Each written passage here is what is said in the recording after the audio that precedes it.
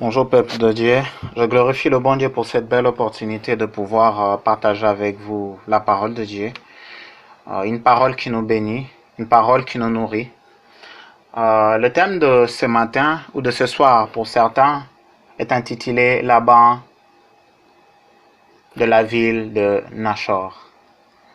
Laban de la ville de Nachor est un message pour nous stipuler, pour regarder notre position, pour nous poser la question où nous avons commencé, où nous en sommes. Là-bas est un homme dont nous allons apprendre le détail le concernant. Le parcours de Laban va nous enseigner beaucoup de vérités. Le parcours de Laban va nous ouvrir les yeux. Alors, je vais ouvrir ma Bible dans le livre de Genèse, Genèse le chapitre 11. Je vais lire à partir du verset 22 jusqu'au verset 26. Je lis par le nom puissant de Jésus-Christ. Et d'ailleurs, je vais aller au-delà de cela. J'apprécierais aller jusqu'au verset 29. Alors, je lis par le nom puissant de Jésus-Christ. Sérig, âgé de 30 ans, engendra Nachor. Sérig vécut après la naissance de Nachor 200 ans, et il engendra des fils et des filles. Nachor, âgé de 29 ans, engendra Térach.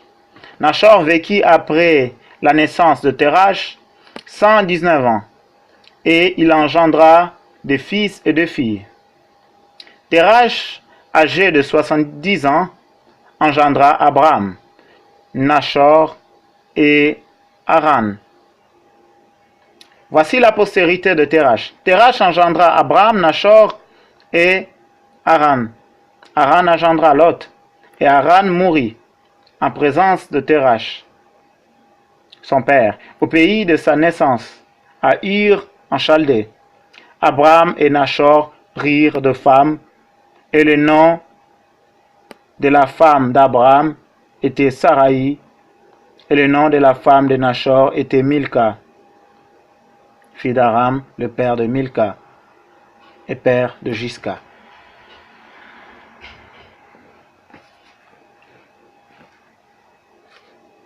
Laban est de la même lignée qu'Abraham. Laban est de ce même sang-là. Ainsi, nous allons continuer à lire. Nous allons lire dans Genèse 24. Genèse 24, à partir du verset 26. Je vais nous éviter une longue lecture. Je vais sauter certaines parties. À partir du verset 28 plutôt, je disais, jusqu'au verset 45. La jeune fille courut raconter ces choses à la maison de sa mère. Rebecca avait un frère nommé Laban. Et Laban courut dehors vers l'homme près de la source. Il avait vu l'anneau et le bracelet aux mains de sa sœur. Il avait entendu les paroles de Rebecca sa sœur, disant, « Ainsi m'a parlé l'homme. » Il vint donc à cet homme qui se tenait auprès de chameaux vers la source. Et il dit, « Viens, béni de l'Éternel, pourquoi resterais-tu dehors? J'ai préparé la maison et une place pour le chameau. » L'homme arriva à la maison, Laban fit décharger le chameau et il donna de la paille et fit fourrage au chameau et de l'eau pour laver le pied de l'homme et le pied de gens qui étaient avec lui. Puis il lui servit à manger, mais il dit, « Je ne mangerai point avant d'avoir ce que j'ai à dire. » « Parle, dit Laban. Alors il dit, « Je suis serviteur d'Abraham. L'Éternel a comblé de bénédictions mon Seigneur qui est devenu puissant. Il lui a donné de brebis, de bœufs, de l'argent, de l'or, de serviteurs et de servantes, de chameaux et de ânes. Sarah, la femme de mon Seigneur, a enfanté dans sa vieillesse un fils à mon Seigneur. Et il lui a donné tout ce qu'il possède. Mon Seigneur m'a fait jurer en disant, tu prendras pour moi, mon fils, une femme parmi les filles de Canaan. Plutôt, tu ne prendras pas pour mon fils une femme parmi les filles des Cananéens, dans le pays desquels j'habite. Mais tu iras dans la maison de mon père, de ma famille, prendre une femme pour mon fils. Voilà un peu la petite présentation de qui est Laban. Laban est de la même maison que Abraham. Il est de la même maison dont il y a la révélation de qui est Dieu. Verset 39, il est écrit, j'ai dit à mon Seigneur, peut-être que la femme ne voudra-t-elle pas me suivre? Et il m'a répondu, l'Éternel devant qui je marchais enverra son ange avec toi et fera réussir ton voyage, et tu prendras pour mon fils une femme de la famille de la maison de mon père. Je vais aller lire au verset 50 ainsi que le verset 51. Laban et Bethuel répondirent et dirent, c'est de l'Éternel que la chose vient. Nous ne pouvons te parler ni en mal ni en bien. Rebecca devant toi, prends et va, qu'elle soit la femme du fils de ton Seigneur, comme l'Éternel l'a dit. Nous voyons là-bas un homme qui reconnaît que Dieu est puissant. Un homme qui reconnaît que Dieu est grand. Un homme qui reconnaît que Dieu est souverain.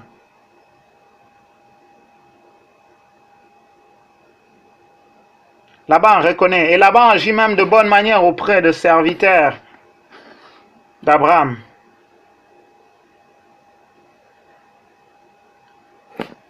Laban, c'est le type de personne qui a connu Dieu. Laban, c'est le type de personne qui est né dans la famille chrétienne, qui a certaines notions de qui est Dieu. Laban, c'est le genre de personne qui reconnaît l'autorité de Dieu, qui est ici d'une famille chrétienne.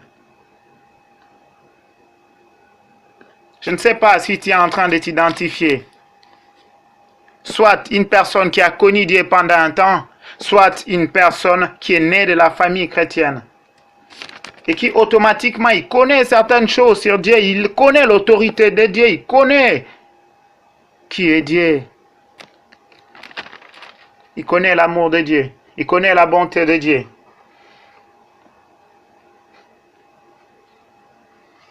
À la suite de la vie de Laban, on nous révèle autre chose. La suite de la vie de Laban nous rend un peu triste. Après beaucoup d'années,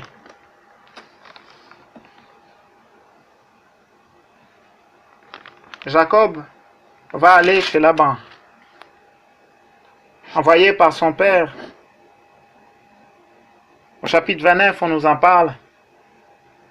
Il va aller là-bas, il va rencontrer la fille de Laban, Rachel. Au verset 10 du chapitre 29, il est écrit, lorsque Jacob vit Rachel, fille de Laban, frère de sa mère, et le troupeau de Laban, frère de sa mère, il s'approcha, roula la pierre de dessus l'ouverture du puits, et abréva le troupeau de Laban, frère de sa mère. Après beaucoup d'années, on nous parle encore de Laban. Mais un homme qui est devenu différent, un homme tout autre.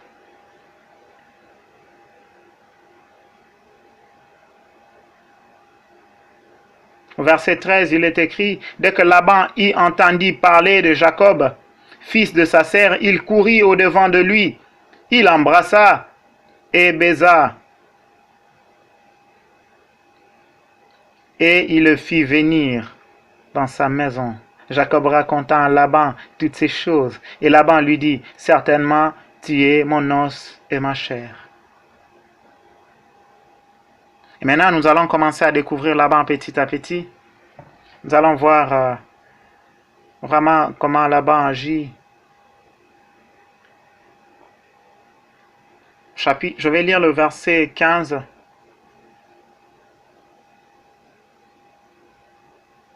jusqu'au verset 26. Jacob demeura un mois chez Laban. Puis Laban dit à Jacob, parce que tu es mon parent, me servira-t-il pour rien? Dis-moi, quel sera ton salaire? Or Laban avait deux filles. L'aînée s'appelait Léa et la cadette Rachel. Léa avait les yeux délicates, mais Rachel était belle de taille et belle de figure. Jacob aimait Rachel. Et il dit, je te servirai 7 ans pour Rachel, ta fille cadette. Et Laban dit, j'aime mieux te la donner que de la donner à un autre homme. Reste chez moi. Ainsi Jacob servit 7 années pour Rachel. Et elle fit rassasier comme quelques jours, parce qu'il l'aimait. Parce qu'il l'aimait. Ensuite Jacob dit à Laban, donne-moi ma femme, car mon temps est accompli. J'irai vers elle. Laban réunit tous les gens d'Ilié et fit un festin. Le soir, il prit Léa, sa fille, et l'amena vers Jacob, qui s'approcha d'elle. Et Laban donna pour servante à Léa, sa fille, Zilpa, sa servante. Le lendemain matin, voilà que c'était Léa. Alors Jacob dit à Laban, qu'est-ce que c'est que tu m'as fait? N'est-ce pas pour Rachel que je servis chez toi? Pourquoi m'as-tu trompé? Verset 26, Laban répond, ce n'est point la coutume dans ces lieux de donner la cadette avant le nez. Oh, qu'il est triste. Laban, qui auparavant reconnaissait l'autorité de Dieu, mais qui va commencer à mener une vie de mensonge, de tromperie. Laban est l'expression d'une vie qui ne honore pas Dieu. Laban est l'expression d'une vie qui ne glorifie pas Dieu.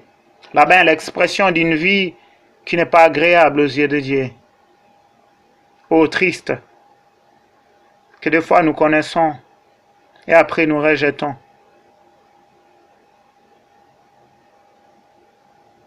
Et grave encore, Laban n'est pas simplement un homme qui ment, mais Laban est un homme qui adore de Dieu, fait par les mains des hommes.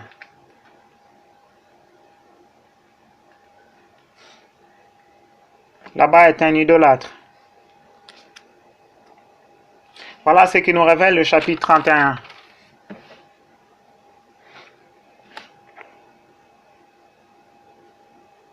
Le verset 19 nous dit, tandis que Laban était allé tondre ses brebis, Rachel déroba le téraphin de son père.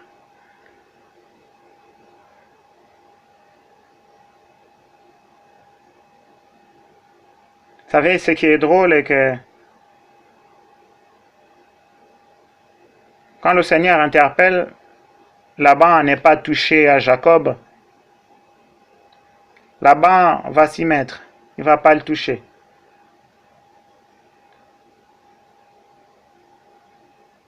Il va simplement courir afin de récupérer ses téraphins. Versets 34 et 35, je vais lire.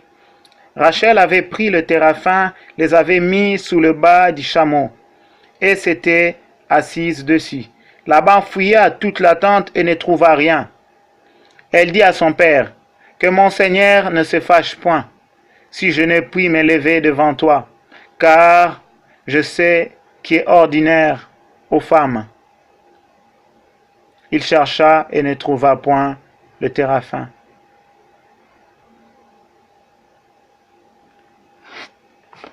Oh oui, car je sais qui est ordinaire aux femmes.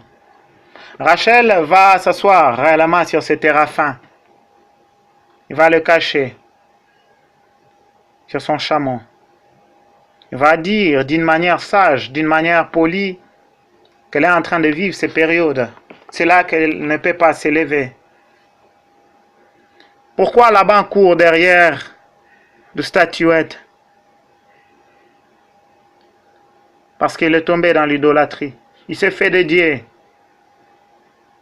qui n'ont aucune force, qui ne pourront rien faire. Combien de fois nous nous faisons des dieux? Nous prenons des objets, nous commençons à les aimer plus que Dieu, nous nous accrochons à cela plus que Dieu, nous sommes prêts à abandonner Dieu pour une femme, nous sommes prêts à abandonner Dieu pour des choses de ce monde. Nous faisons des choses de ce monde comme étant de Dieu. Combien de personnes ne sont-ils pas tombées dans l'idolâtrie, ils se sont éloignés de Dieu? Ils ont idolâtré le bonheur que Dieu les a donné. Ils ont cessé d'aimer Dieu.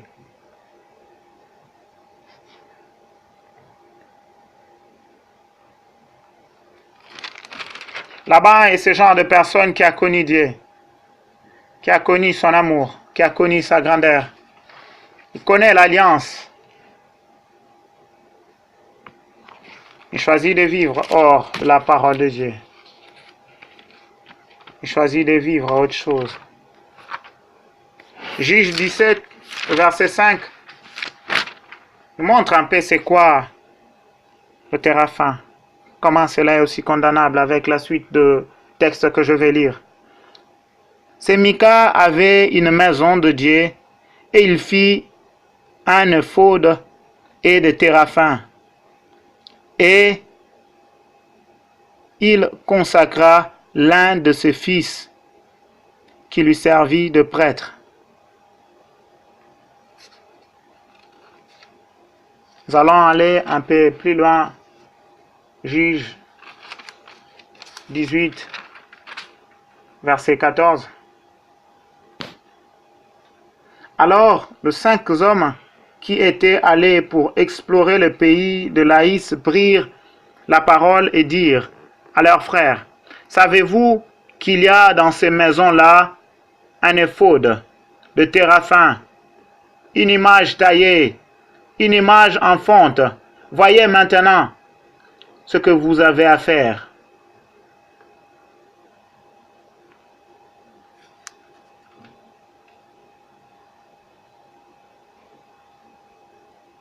Je vais continuer à lire pour nous éclaircir. Au verset 15, il est écrit, « Ils s'approchèrent de là, entrèrent dans la maison du jeune Lévite, dans la maison de Mika, et lui demandèrent comment il s'est porté. Les 600 hommes d'entre le fils de Dan, munis de leurs armes de guerre, se tenaient à l'entrée de la porte. Et les 5 hommes qui étaient allés pour explorer le pays montèrent et entrèrent dans la maison. Ils prirent l'image taillée, l'éphod, les téraphins et l'image en fonte, pendant que le prêtre était à l'entrée de la porte avec les 600 hommes munis de leurs armes de guerre. Lorsqu'ils firent entrer dans la maison de Mika, qu'ils eurent pris l'image taillée, l'éphod, le téraphin, l'image en fonte, le prêtre leur dit, « Que faites-vous » Ils lui répondirent, « Tais-toi, mets ta main sur ta bouche et viens avec nous. Tu nous serviras de père et de prêtre. Vaut mieux que tu serves de prêtre à la maison d'un seul homme, ou que tu serves de prêtre à une tribu ou à une famille en Israël. » Mais quel genre de prêtre qu'il était? Quel genre de prêtre qu'il était? Le verset 20 nous dit, le prêtre éprouva de la joie dans son cœur. Il prit le faux, le téraphin et l'image taillée et se joignit à la troupe. Ils se mirent en route et partirent en plaçant devant eux les enfants de bataille et le bagage.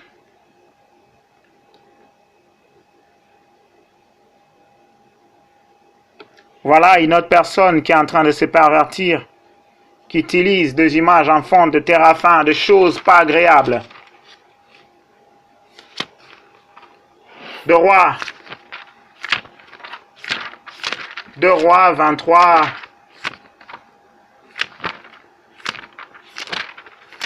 au verset 24. Il est écrit, 2 Rois, chapitre 23, au verset 24. De plus, Josias fit disparaître ce qui évoquait les esprits et ce qui présidait l'avenir et les téraphins et les idoles et toutes les abominations qui se voyaient dans le pays de Juda et à Jérusalem, afin de mettre en pratique les paroles de la loi, écrite dans le livre que le sacrificateur Hilkija avait trouvé dans la maison de l'Éternel. Nous voyons un homme qui va chercher à marcher dans la droiture, Josias, qui va détruire le téraphin. Laban, cesse d'adorer l'image, adore le Créateur. Cesse de te pervertir. Cesse. Reviens entre les mains de ton Dieu. Agis comme Josias. Détruis et démolis tout ce qui n'est pas de Dieu. Comme je disais, là-bas, c'est le genre de personnes qui connaissent qui est Dieu. Ils n'ont pas la totale connaissance, mais ils ont une portionnalité qui leur permet quand même de marcher dans la droiture. Mais ils n'y marchent pas. Ils choisissent d'adorer la créature. Ils choisissent d'adorer des images en fonte. Ils choisissent de vivre dans l'idolâtrie. Où en est-il de ta relation avec Dieu? Où en est-il? Tu vis dans l'idolâtrie ou dans le respect de la parole de Dieu? Glorifie ton Dieu. Par le nom puissant de Jésus-Christ. Arrange ta relation avec lui. Amen.